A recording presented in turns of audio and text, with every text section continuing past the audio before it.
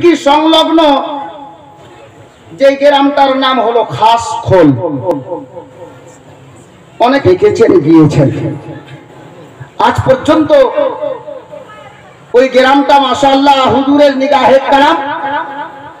যদিও হুজুর সাহিবে সাজ্জাদা বর্তমানে জাহিরি দৃষ্টিতে উনি উপস্থিত কয়েক বছর থেকে হননি, কিন্তু ওই লোকগুলো এত সুন্দর লোক যে হুজুরের মহব্বতে উনার নির্দেশ নিয়ে প্রতি বছর জালসা রাখেন মসজিদের উন্নতি কল্পে।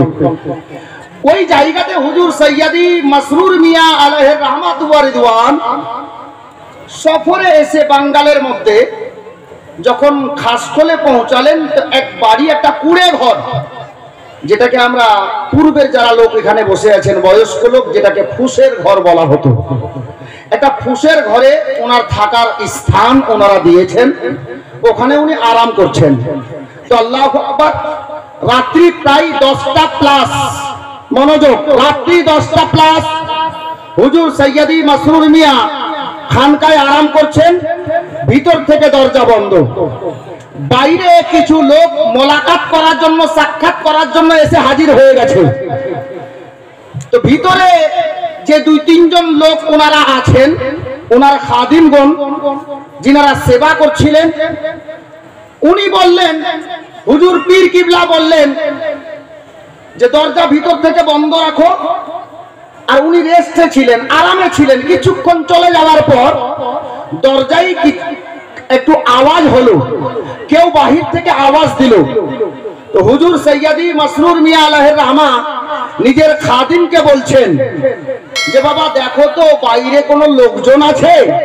তো খাদিম যখন ঘর খুলছেন, গেট খুলছেন, দেখতে পাওয়া যাচ্ছে কিছু দিওয়ানা, কিছু মুরিদান দেখা করার জন্য এসে হাজির হয়ে গেছে। বাবা আমার দিকে না, নজর এদিকে রাখেন, কান আমার দিকে রাখেন। মুআজ্জাজ মুহতারাম হযরতে মাসরুর মিয়ার গোলাম উনি বলছেন যে হুজুর আমি গেট খুললাম, দেখলাম বেশ কিছুটা লোক মোলাকাতের জন্য, সাক্ষাতের জন্য বাইরে বসে আছেন।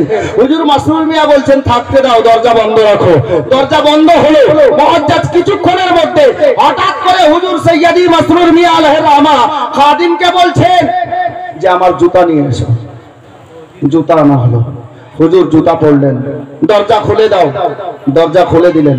হুজুর সৈয়দি মাসরুর মিয়া বললেন যে বাবা তুমি ভিতরেই থাকো, দরজা লাগিয়ে নাও, বন্ধ করে নাও। উনি একাই বেরিয়ে চলে গেলেন। কোথায় গেলেন খাদিমও জানেন না। আর আল্লাহু আকবার কবীরা, এই মুরিদ আমরা যে বাইরে বসে আছেন, মুরিদ আমরা যে বাইরে বসে আছেন, কেউ দেখতে পেল না যে হুজুর মাসরুর মিয়া গেলেন কোথায়। কিছুক্ষণ পর যখন উনি ফিরে আসলেন, দরজা খুললেন আর ভিতরে ঢুকলেন, জুতা মোবারক খুলে দিয়ে উনি বিস্তারে গেলেন। তো খাদিম মহাশয় বলছেন যে হুজুর আপনি কোথায় গিয়েছিলেন, জিজ্ঞাসা করছেন যে বেয়াদবি ক্ষমা করবেন, হুজুর আপনি কোথায় গিয়েছিলেন। মুআজ্জাজ মুহতারাম হযরতে গেরামি হুজুর সৈয়দি মাসরুর মিয়া বলছেন, এই আমার গোলাম শোনো, দরজায় যে আওয়াজ এসেছিল তুমি জানো দরজায় আওয়াজ কে দিয়েছিল? হুজুর মাসরুর মিয়ার গোলাম বলছে, হুজুর আকা মাওলা তা তো আমি জানি না যে আওয়াজ কে দিল। আমার মনে হচ্ছে বাইরে যে মুরিদানেরা বসে আছেন উনারাই আওয়াজ দিয়েছেন। হযরতে মাসরুর মিয়া বলছেন না, ওরা আওয়াজ দেয়নি। আমার খানকার দরজায় যে আওয়াজটা এসেছিল এটা মানব জাতির নয়, জিন জাতির আওয়াজ ছিল। জোরে বলেন, জিন জাতির আওয়াজ ছিল। সৈয়দি মাসরুর মিয়া বলছে আমি দেখলাম যে আমার খানকার গেটে দাঁড়িয়ে বেশ কিছু জিনেরা এসে দাঁড়িয়েছিল। তাদের আরমান ছিল যে সৈয়দি মাসরুর মিয়া আপনার হাতে হাত দিয়ে মুরিদ হয়ে যাবে, আপনি গোলাম বানিয়ে নেন, আমরা গোলাম হয়ে যাব, আপনি আমাদের আকা হয়ে যাবেন। তারা অপেক্ষা করছিল। তাই আমি মাসরুর মিয়া খানকা থেকে বেরিয়ে গিয়েছিলাম জিন জাতিদেরকে মুরিদ করার জন্য। সাইয়্যিদ তাকবীর, নারায়ে রিসালাত। মাসরুর মিয়া ওই জাতে গ্রামের নাম যিনি জিন জাতিকে মুরিদ করেন। জোরে বলুন মাসরুর মিয়া। আপনি যেমন তেমন পীরের গোলাম নন, যেমন তেমন পীরের গোলাম নন। শাহাদাত হুসাইন 1000 টাকা।